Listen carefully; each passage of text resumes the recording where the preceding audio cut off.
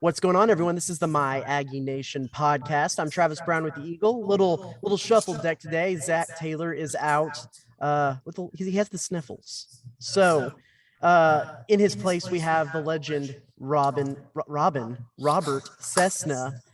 I'm hearing my own echo because we're all actually in the same room. So now it's throwing me off. Robert Cessna. I never get names wrong. Robin Cessna. Robert Cessna of the Eagle. Cease, how's it going? Well, I just got to laugh because your average age just jumped about 30 years with me, replacing Zach. So you need to go ahead and make sure you hit the retirement homes out there because your viewership will go up if they know how to get on the computer. Well, apparently I've also just been spending too much time with you because I called you Robin Cessna. I know, that's all. It's awesome. That's awesome. That's good too. And we have Alex Miller as normal. Alex, what's up? Oh man, let's get into it. Okay, let's get right into it. This is about as much of a train wreck of a podcast as I think this game is going to be this weekend. Cease, is there any hope that A&M puts up a fight in this game?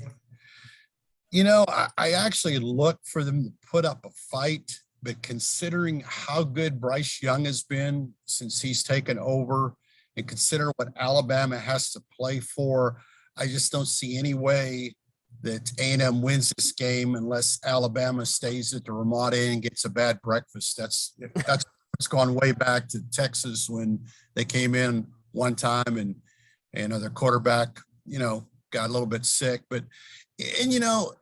Guys, we talked to like the Alabama writer, and I hate to say it as you get older, I expected this to be a huge game, 3-4 months ago. I look forward to this, when Alabama comes to town defending national champs, and it's just not there because A&M is just not done anything in their first 5 games. And it's kind of a, disappointment in a lot of ways. Just as a journalist, you say, man, this game's just not shaping up. And then you start saying, is A&M going to start playing Alabama every year once Texas and Oklahoma comes in? Even though A&M's won only one, there's been some very good, Alabama. You look back to last year's game. That was a game. And if Nia Smith catches that ball, I think it's a game in the second half. I don't know if we'll see a game in the second half. Yeah. Alex, what's your thoughts on this game so far? Yeah, the luster's just not there. I bet there's some execs at CBS really kicking themselves this week that they've essentially wasted their time slot on a normal Alabama game against an unranked opponent.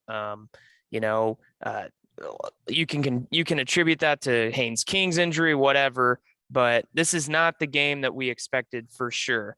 A 17.5 point spread seems fair for sure. I think the only way A&M's going to be able to cover that is if their defense steps up and rises to the occasion, or Alabama decides they're just not going to play as sound as they have been all season. You go and look at the one game that Alabama was challenged. It was at Florida. Does Kyle Field have any kind of effect on Alabama, a night game? We saw the large lines for student ticket pulls, so it seems like there will still be a decent crowd.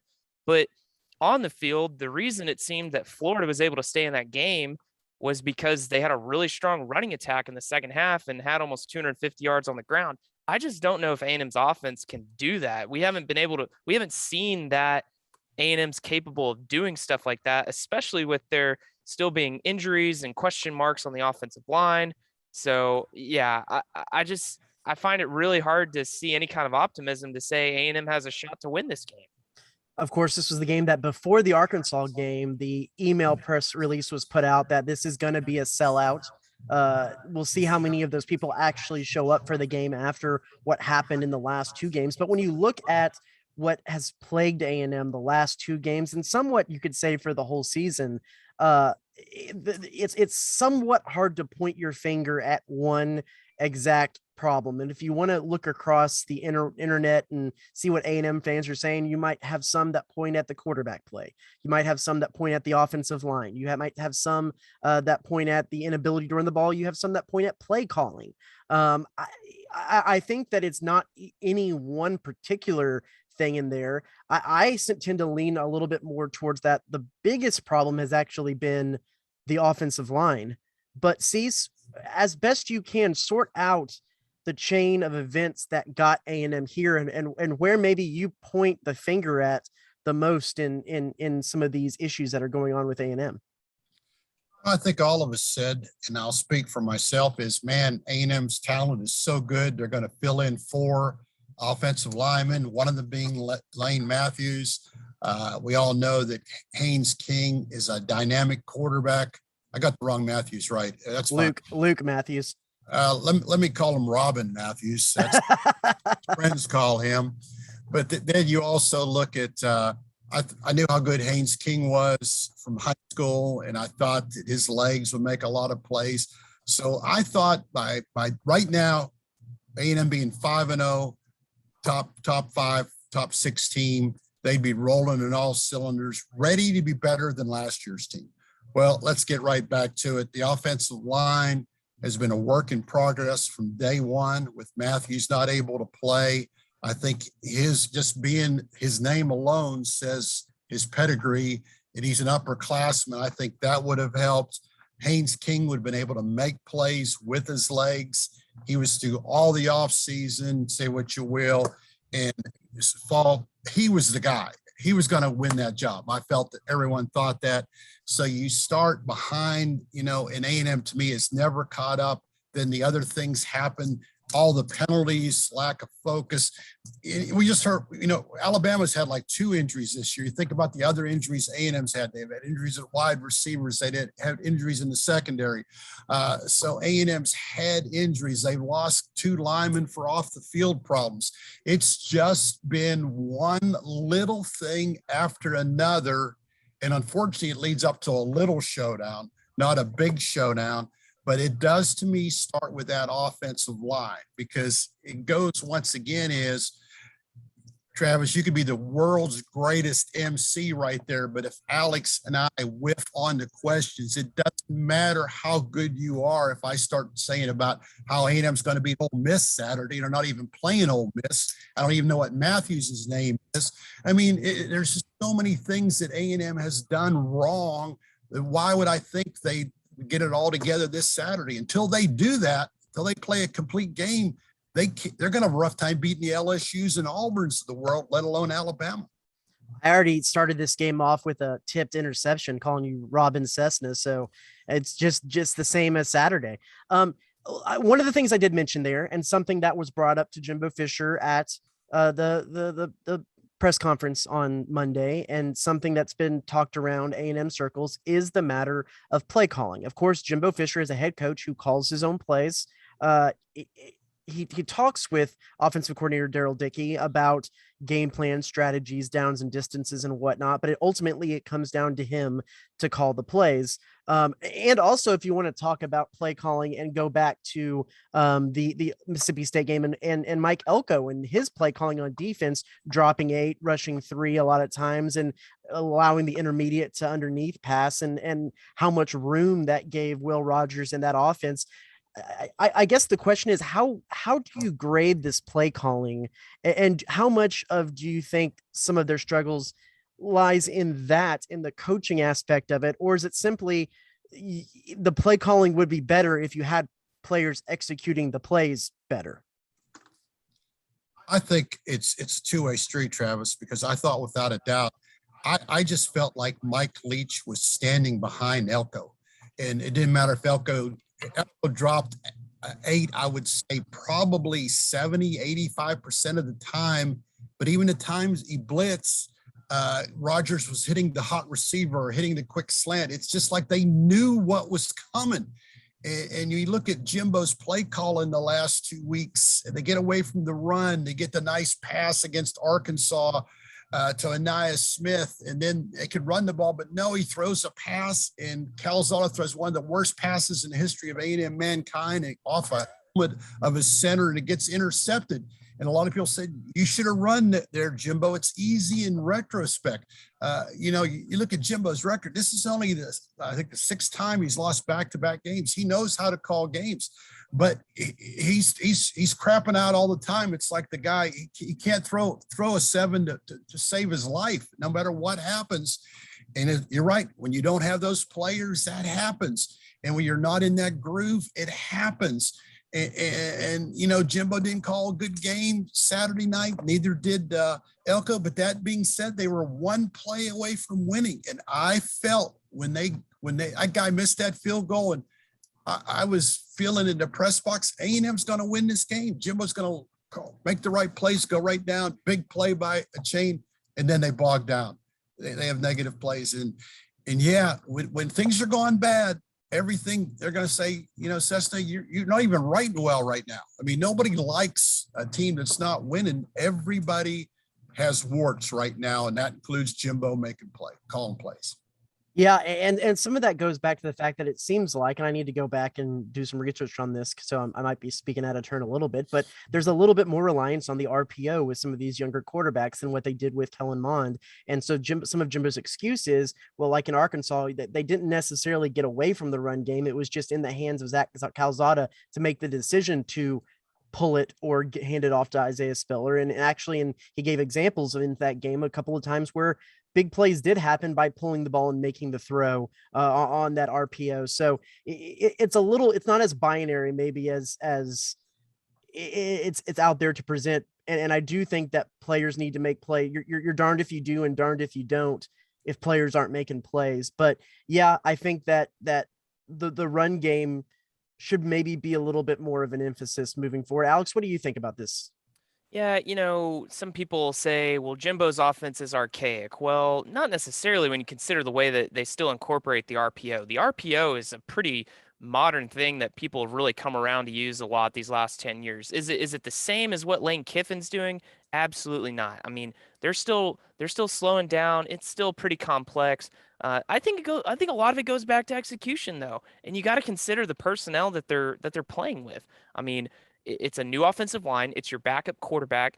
How about the last 2 weeks at receiver? I mean, you've got Chase Lane, Hez Jones, Caleb Chapman all out. Those were your projected 3 starting receivers at the beginning of the year.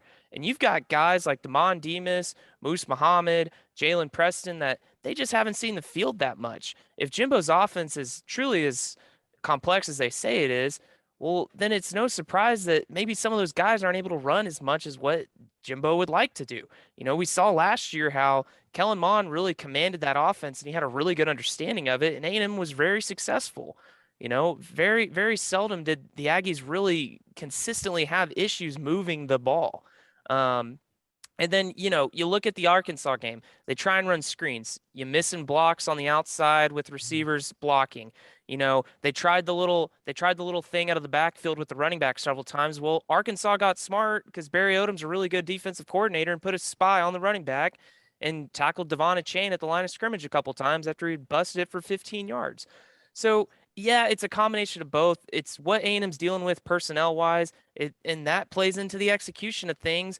And, you know, Jimbo's going to do what Jimbo's going to do. He's a pretty stubborn guy, and he's going to stick to what he knows. That's just the way he operates. And he hasn't abandoned ship on what he's calling play-wise. He hasn't abandoned ship on Zach Calzada either, even if he's going to very intently look him in the eye and talk with him for a few minutes right after he comes off the field, throwing a bad pass or ending a drive with a negative play. Go ahead. Let's give Jimbo credit a little bit because he said yesterday he took blame because he said talking about the offense line. They recruited some guys that they thought would be better. So let's say one of those guys is better. Let's say I like Kenyon Green when he's a freshman, and you have Matthews. They should have had 2 more quality linemen. Not saying that they don't, but they're doing 4 new guys. So you figure 2 are subpar. You can't be subpar in the SEC. So he admitted they missed out on a couple guys they recruited. Then you throw in the injuries. It happens. And so he's not taking blame away from himself. And he said, you got to review how he calls the game. So he's taking credit for his mistakes. For sure. And just like there's a reason why the 4th string quarterback or the 3rd string quarterback is the 4th string quarterback and is the 3rd string quarterback in the SEC West. You don't just change your offensive scheme in the middle of the season. You can't. It just won't work. You can't dumb down an offensive scheme in the SEC West and just all of a sudden decide that, oh, we're going to have success now, because everything is just a step ahead and a step more complicated and a step more professional than just about anywhere else in the country. And so it is a matter of, like, just exactly as Cease just explained, it might be a season just to take your lumps, because you had a couple of bad bounces and you had a couple of bad breaks on some things. So in this game, Cease, what are you I leaned in and we talked with Alex about this on yesterday after the press conference when we did a little video, that it was interesting that Jalen Weidermeyer brought up the Alabama game 2 years ago when he caught 2 touchdown passes as his confidence building game. They lost that game, but he built confidence. He went on to have a good season and has been a good target for A&M since. We're assuming A&M isn't going to win this game. And I know that the players and the coaches aren't going to talk to us or anyone else about moral victories, but is this a game where you look to some individual players maybe having a good individual game and what that can do for them, and then in turn the program moving forward in that kind of moral victory vein? Oh, without a doubt. When you look at Foster, the offensive lineman, along with Fothery, they're going against NFL draft picks. They're going to get the defending national champ. You think about a Chain, the yards he's going to get. He's going to be back for a couple more years, probably. Anything they do against Alabama, and they'll be jacked up. You know, if you're Bryce Foster, where was he at last year? Somewhere in Katy, or he was at high school. He's going to be going snapping a ball against Alabama tomorrow. I mean Saturday. Unbelievable, the experience for him as a freshman to go ahead and get it. And should he be starting at center? Probably not. But that's even should pay dividends down the road. You look at what Chappelle, the cornerback, going against some of the better receivers when you got Mechie, all those guys. A&M's going to lose a lot of individual battles Saturday. Let's be real. But they're also going to come back to battle again. And it's a shame for the guys like Clemens and whatever, the seniors and the juniors, that this was supposed to be their time. And because of whatever, it's not going to be their time as far as getting that huge win probably. But you always hear about it. Like you said, Wiedemeyer, let's be honest, Cup was supposed to be the starting tailback. Most people, I wrote that, man, they got this Baylor Cup. And oh, by the way, if Baylor Cup doesn't make it, they also got this guy from Dickinson, Wiedemeyer. He's probably going to be pretty good backup. Well, it turns out he was the guy. And like you said, Travis, Alabama was big for him. And I know Aggies don't want to hear that, but this is a big game always when you play Alabama, not only for measuring your program, but measuring individually. Foster and all these guys are going to see what it takes to be a national champion. So the spread is, I believe, 17.5, which seems to me a little bit low from what A&M's offense has demonstrated so far. But that being said, let's go around the wheel. I'll start with Alex. Does A&M cover? I'm going to say no. I'll say it's close. I'll say it's like a 35-17 type game. Okay. Go ahead. I say Travis. no, and it's not close. I just don't see A&M's offense all of a sudden having a revelation this week, going to the game and trying to hold serve with Alabama. Cease? I do not see A&M covering. I wouldn't bet a lot on this game, though, for a couple reasons. I think Nick Saban really likes Jimbo. He likes the kind of DNA Jimbo is, because I think he's part of that DNA, whereas he really wants to, beat Lane Kiffin. And I think he laughs off Jimbo's quote about, kicking his ass and all that. But I think he really respects what Jimbo's doing. Now, people say, Cessna, what does that matter? Well, it's how you go about things. You look at Alabama, there's not a lot to play for them in this game other than winning, because what happened last week with Oregon lost, Alabama and Georgia don't need style points anymore. They just need to win games. They're a lock to make the college football playoff. So when it's, let's say, 28-7 at halftime, and if Alabama comes out and scores the third quarter, they're going to take Young out. You don't get anybody hurt. They already have somebody hurt at running back. And I think A&M will play better than a lot of us think, because your pride's at stake, because they haven't done it and they're only going to get one shot to play number one. So I look for A&M to have one of their better efforts, but yet because, like Travis hit on it now, this offense, we just haven't seen enough out of them to think they're going to score points. For sure. Well, next on the My Aggie Nation podcast, we have Michael Casagrande of AOL.com to help break down the Alabama side of these things, and he'll give his prediction on that as well. So stay tuned for that on the My Aggie Nation podcast.